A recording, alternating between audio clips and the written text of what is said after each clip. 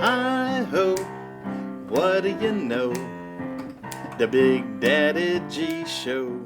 The Big Daddy G Show.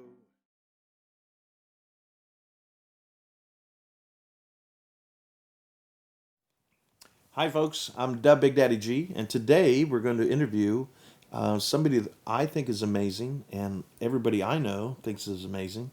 Her name is Pearly Gates. She's a cowboy poet, and she's a musician, and she writes music and she writes songs. So if you need a song written, you need some music written, and you want quality, this is where you go. Ladies and gentlemen, I want to introduce you to my friend Pearly Gates. Pearly,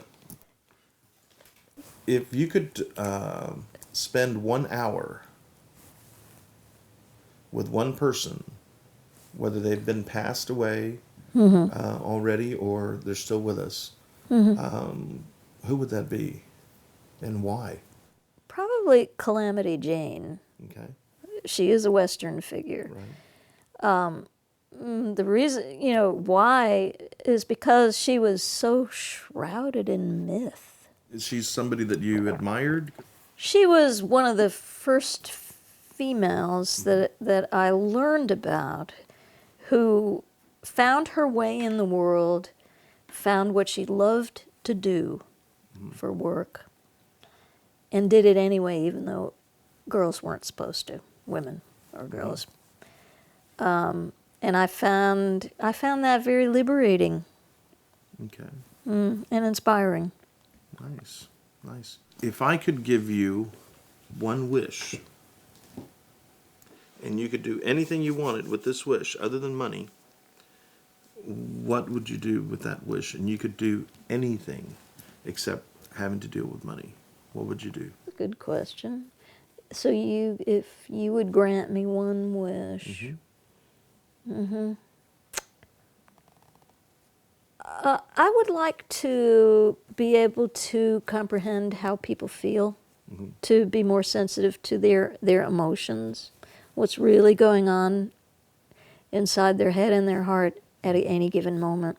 Okay. To be able to understand people's motivations for why they do what they do. And do you feel like you jump into things because you don't understand because they don't communicate with you, or? Well, I believe that if everyone knew why people did things, other people did things, that the world would be more peaceful. Exactly.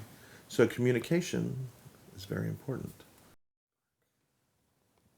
So I wrote this one because I was about to perform at a cowboy poetry and music gathering in Sierra Vista, Arizona.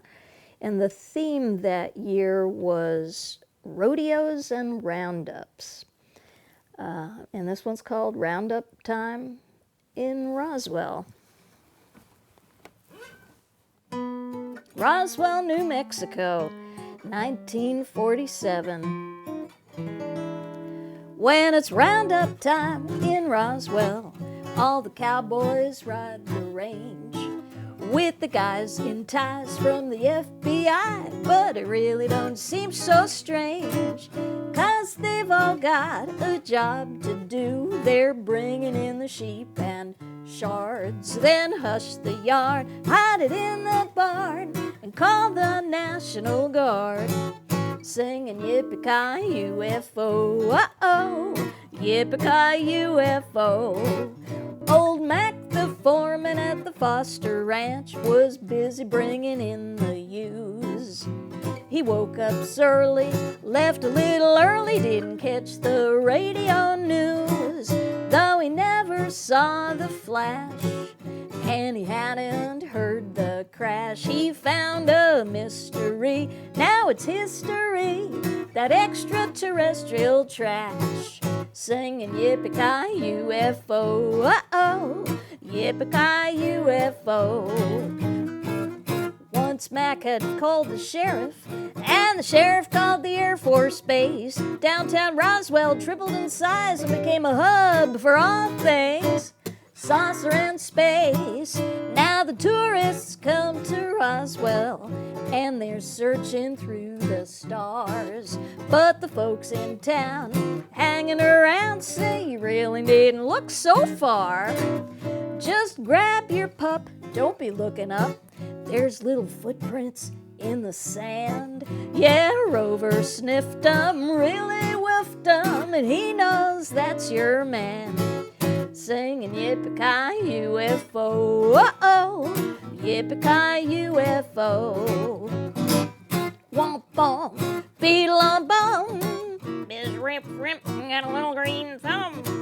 Womp-bom, beetle-on-bo, what's all this talk about a UFO? When the roundup's done in Roswell, there'll be rhythm on the range. The FBI gonna lose those ties and let loose for a change. Yeehaw! With fiddles wailing, banjos frailing, locals dancing with little green aliens. It's the most attractive, radioactive, hottest time in town.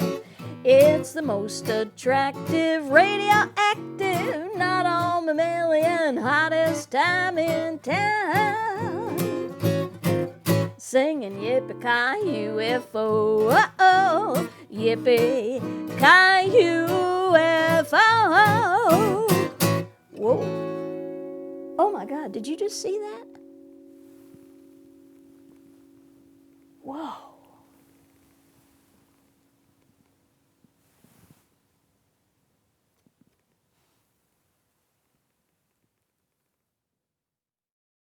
Oh, the shrooms are here. Let's do the shrooms and enjoy the show. Hi, kids. Welcome to the Big Daddy G Show. Today, we're at Peace Park in Austin, Texas, where the 53rd annual Eeyore's birthday party is going on. A man by the name of Lloyd Birdwell Jr. and his students started this party back in 1963, and it started with about 30 people. And now, look at this.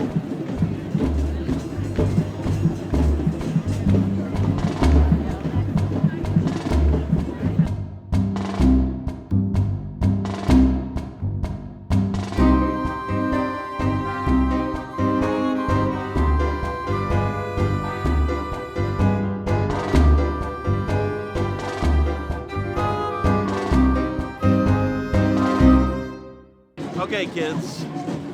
Now we're headed to the heart of Eeyore's birthday, the drum circle. And there's stuff for kids too. Follow me.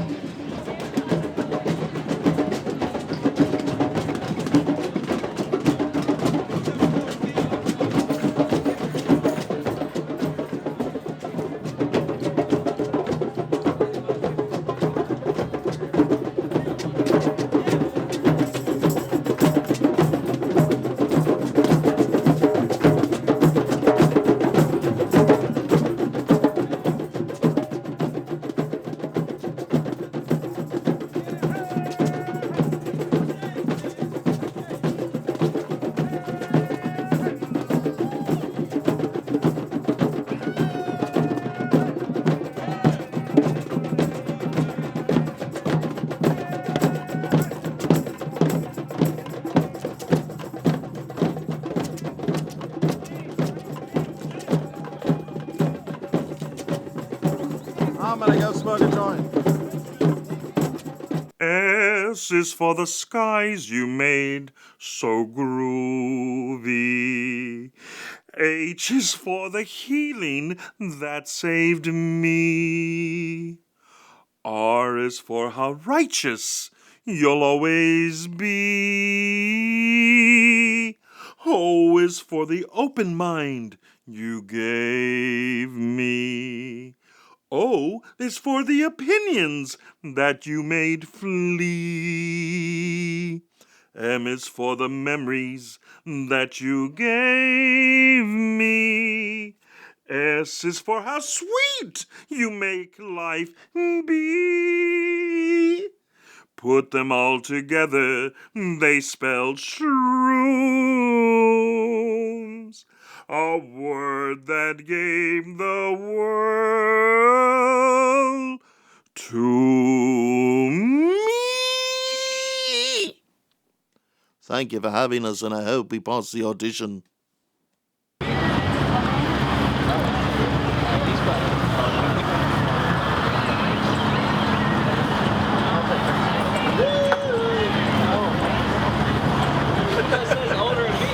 Yeah. Yeah. Hey, man. Well, that's it for Eeyore's birthday party, man. We'll see you next year for the 54th, man. I gotta go, man.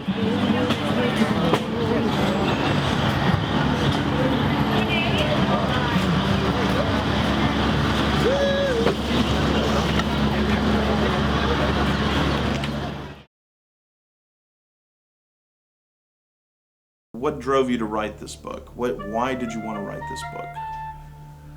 Well, first of all, the experience I had, the near-death experience in 1977 was incredible, intense.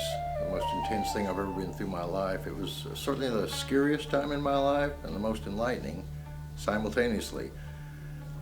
In 1997, February 10th, it's the 20th anniversary of when I had this experience. I was in Copenhagen. I lived over there in Europe in the 90s, and one bar I was about to play at, I was talking to a bunch of the waitresses and bar staff, and I said, would y'all like to hear what happened to me 20 years ago? And yeah, so I told them a 10, 15-minute version of the story, and one of them, actually a couple of them, suggested, you should write that. You should write a book about that. And I thought, yeah, I've been learning to write. I've been writing some stories. I know that one. I should tell that story, and that's what inspired me to write the book. Was actually someone mentioning it. You know, I thought, of course. Right.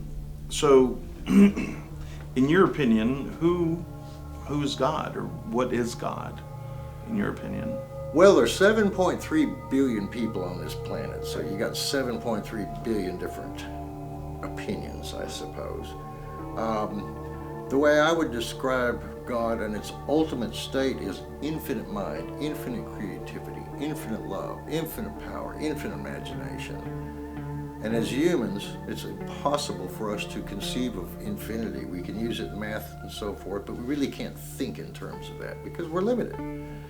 But unlimited creative power is what I see as God. And the interesting thing I experienced in my near-death experience, having been at one with that infinite mind for, it felt like billions of years. It was only a second or two on Earth time, which is why I named the story A Second Eternity. But it appeared to me that this infinite God, it's like there was two choices or two possibilities. It would exist, and everything would exist, everything would be possible, or it didn't exist, and nothing would exist. It exists. Everything exists. Infinite, infinite, infinite. That is awesome. Let me ask you another question. What caused you to die? In 1977, I quit a band. I was playing with a band and started living back with a couple of roommates I barely knew. And over the next day or two, I started noticing everything was getting different. I could hear things before people would say them. My intuition was taking off like a rocket. I could see cars coming up the hill before they'd reach the hill, and I could describe the people driving them. My roommate would come in reading the paper, and I would read the headlines through his eyes. By the second and third day, I couldn't even imagine what normal life was like. My life was just completely immersed in this overwhelming psychic ability. I didn't know how to turn it off. I didn't know what started. I didn't know why. So I basically had no choice other than just kind of go along with it. Now, it was scary, but it was also very enlightening. It's like walking the tightest of tightropes between feeling like you're going crazy and feeling like you're so enlightened and blessed and insightful. You didn't think a human being could ever see these things, much less me. Right. And this escalated and escalated and escalated. And the book's about the first 8 days of this escalating phenomena. And then, long story short, I got hit by a speeding car. I was a pedestrian. Should have killed me. I didn't even get hurt, didn't even feel it, didn't get a scratch. Well, I got one scratch. But between the time I hit the car and I returned back to my body, I left my body.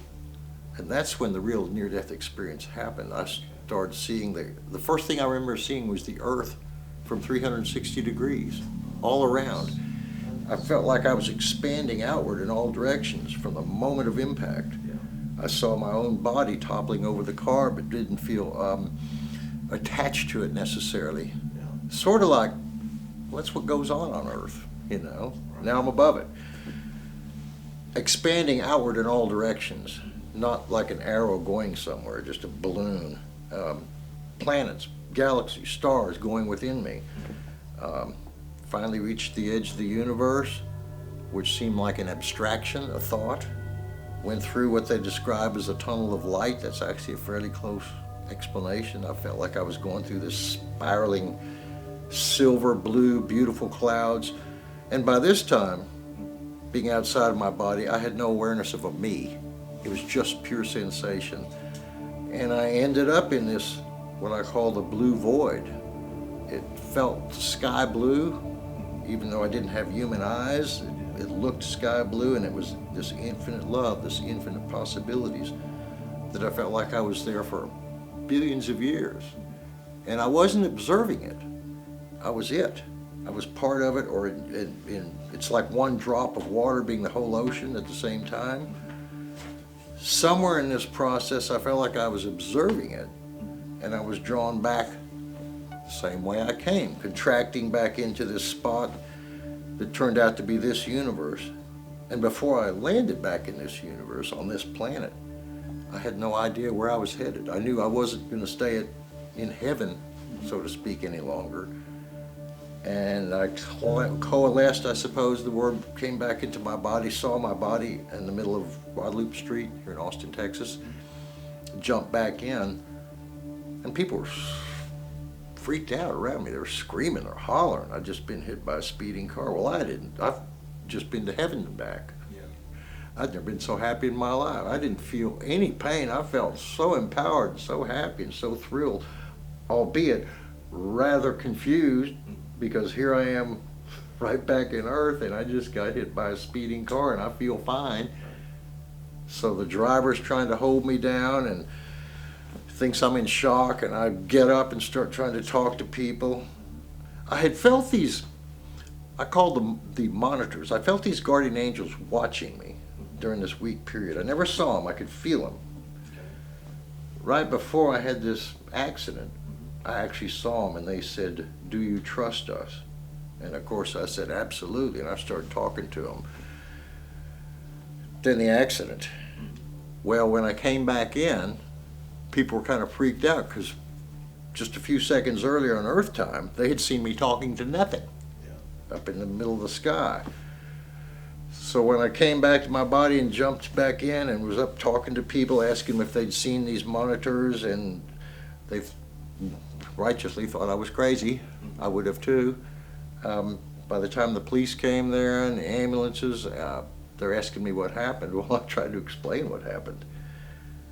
It didn't hit them very, they didn't make much sense of it. Hi kids, we're in Austin, Texas, and we are in the lovely The Zone Apartments on Riverside Drive. They have so nicely let us use their office to film it.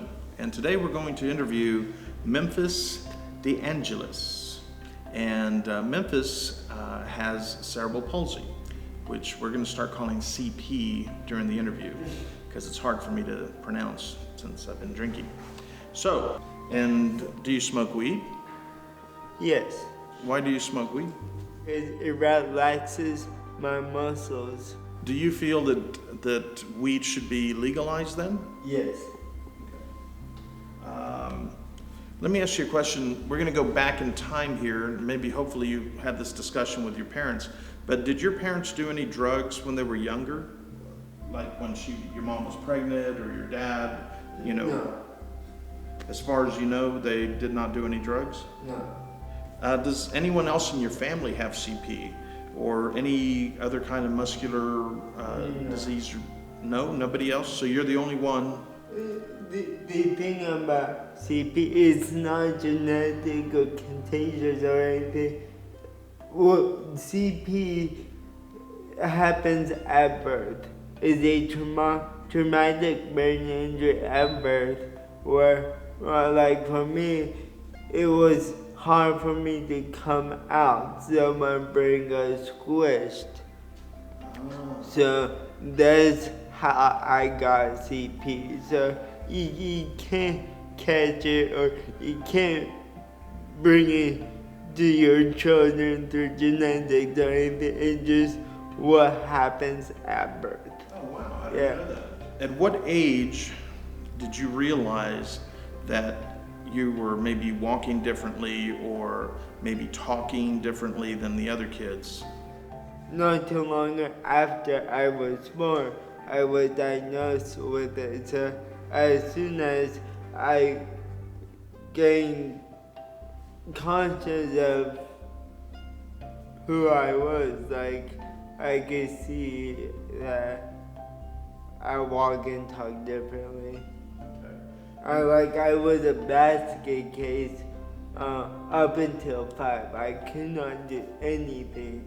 I couldn't eat or go to the bathroom or walk or talk or nothing. Like my parents had to do everything for me up until age 5, and then I started to improve. Have you taken any experimental drugs to try to treat CP or been in any kind of study for some kind of drug that might be able to help you? No, the only thing is weed. Like,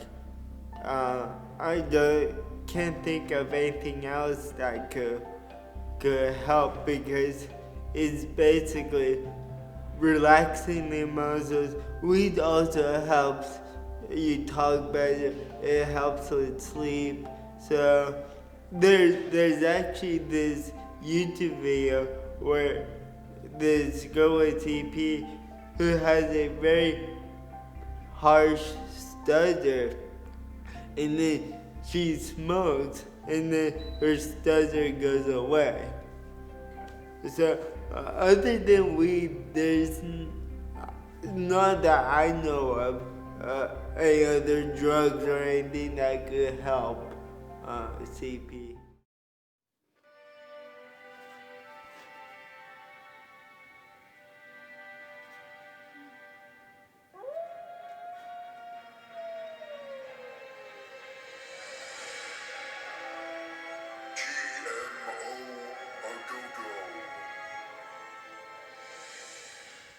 Hey kid, what's up? Do you hate having to eat those healthy vegetables? Is nutrition getting you down? Well, cheer up! Help's on the way. Say hello to GMO, genetically modified organisms. You can eat them all day. Not only will mealtimes be extra delicious, they'll also contain oodles and oodles of insect genes and fish genes. Just think of all that extra yummy goodness. So Cole, how old are you? I am 10 years old. If someone was to put poison in your food, would you like that? No, Why wouldn't you like poison in your food? it's poison. I don't want to get sick from eating food. What if I told you that there's a company called Monsanto that's putting poison in your food? I wouldn't like the company and I wouldn't like that. So if somebody told you, hey Cole, here's an apple, it's got poison in it, would you eat it? Well, not if they told me it had poison in it, no. Yeah. But what if they didn't tell you? I might eat it, I might not, depending on who the person was, but probably not. What if it was the president of the United States that told you, oh, it's okay for you to eat this apple that has poison in it, but my kids won't eat it, but it's okay for you to eat it? I probably wouldn't eat it. Why wouldn't you eat it? Well, if he says it has poison in it, then I wouldn't eat it.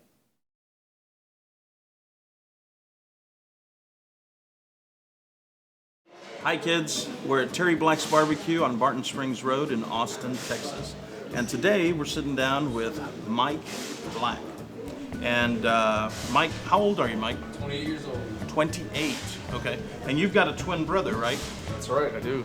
And what's his name? Mark Black. Mark. Are you older than him, or is he older than you? I'm older than him by 1 minute. By 1 minute. Older and wiser. Older. There you go. There you go. So, how long have you been working in the barbecue business? Ooh, I've been in the business all my life. I grew up in the business. My family's owned a restaurant since 1932. My brother and I just recently branched out, and we opened this one 2 years ago. Okay. And so you came from Lockhart, Texas? That's right. And what was the first memory you have of working at the restaurant in Lockhart? Probably about 10 years old. My dad put my brother and myself out in the back and gave us an axe, and we started chopping wood. And from there, we worked our way up to cooking meat. And so, do you still cook meat to this day? I do. Awesome. And why do you cook meat? I mean, you're the big shot owner. You know, why do you cook meat? Well, you've got to have some kind of quality control. Without us, constantly checking on the product and getting in there and cooking the product, then, we can't put out the product that we want to put out. Nice. Nice. So you started working at the restaurant in Lockhart when you were 10? That's correct. Okay. And the first thing you did was chop wood, and then you went to cooking. And at what point did you get into the business part of it? I went to college at Texas State University in San Marcos, and I graduated in 2010. At that point, I went back to the restaurant in Lockhart and actually started working there. I worked for about a year, and then they started working me into a kind of a management position to managing employees and product and stuff of that nature. So let me ask you a question. I mean, you look like you're in really good shape. Why don't you, why the restaurant business? Why don't you get into porn or something like that? I mean, why don't you choose something else? I mean, why the restaurant business? If you've been doing it since 10, you're not sick of it. You just love the restaurant business. The only meat that I deal with is brisket, so barbecue's kind of my calling. Nice. Okay. And if there was anything else you would do, like if there was another, career that you went to, what would that be? That's a good question. I don't know. I really don't know what I do. Barbecue's kind of in my blood. That's all my family knows how to do. Hi ho, what do you know? The Big Daddy G Show. The Big Daddy G Show. Can we all just get up on the Big Daddy G Show? Yeah, man. Why clean your room when you can do some shrooms? The Big Daddy G Show. Hi ho, what do you know? The Big Daddy G Show. The Big Daddy G Show.